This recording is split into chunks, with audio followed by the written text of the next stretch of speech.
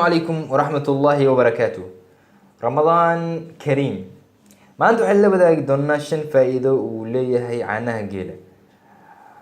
رأنتي مركان كان لين عناها جيلة فائدوين كلية هي لما السوق وكرو. سيدا درادد وحين سوق بدوناشن فائدة وميسن عم شن فائدة ومهمة وليه هي عناها جيلة. هذا بعد أقول منه لمبرك كواد. عناها جيلة وحكوير فاتكا أما وحلو يخانو دفنتا. isbarbardhig markii la sameeyo caanaha lo'da. Sidoo kale caanaha geela waxa ku yar cholesterolka.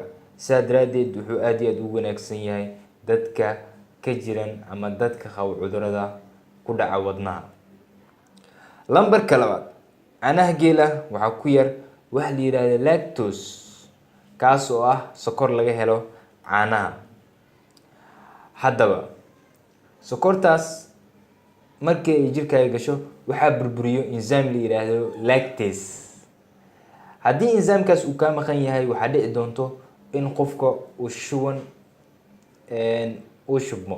sidaa daraadeed badanaa waxaa lagu arkaa ilmaha yaryarka markii ilmaha yaryarka ay dhacdo in enzyme-kaas uu ka maqan yahay waxaa ku imaan doono inay diidaan caanaha hooyada, sidoo kale ay diidaan caanooyinka ay ku jiraan lactose-ka.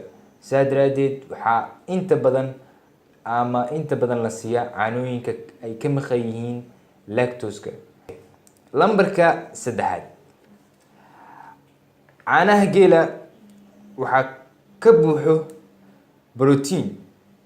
sidaa daraadeed haddii aad doonaysid inaad proteinkaaga kor u qaado, run ahaantii caanaha geela waa kuu muhiim. lambarka afaraad, caanaha geela wuxuu muhiim u yahay wax la yiraahdo autoimmune diseases ama cudurrada difaaca oo dhib ku imaada. waxaana ka mid ah waxa la yiraahdo asmada ama xiiqda. sidaa daraadeed haddii aad qabtid allergy, waxaan aad iyo aad kula talin lahaa inaad ka fogaato caanaha lo'da, sababtoo ah caanaha lo'da waxay kiciyaan allergy-ga.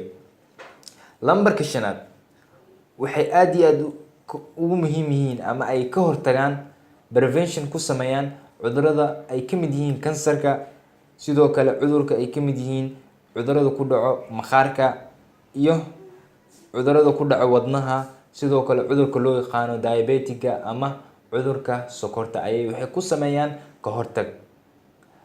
haddaba waa ku mahadsantahay daawashadaada. fadlan haddaa ku cusubtahay janaalkeena ha ilaawin inaad subscribe saarto.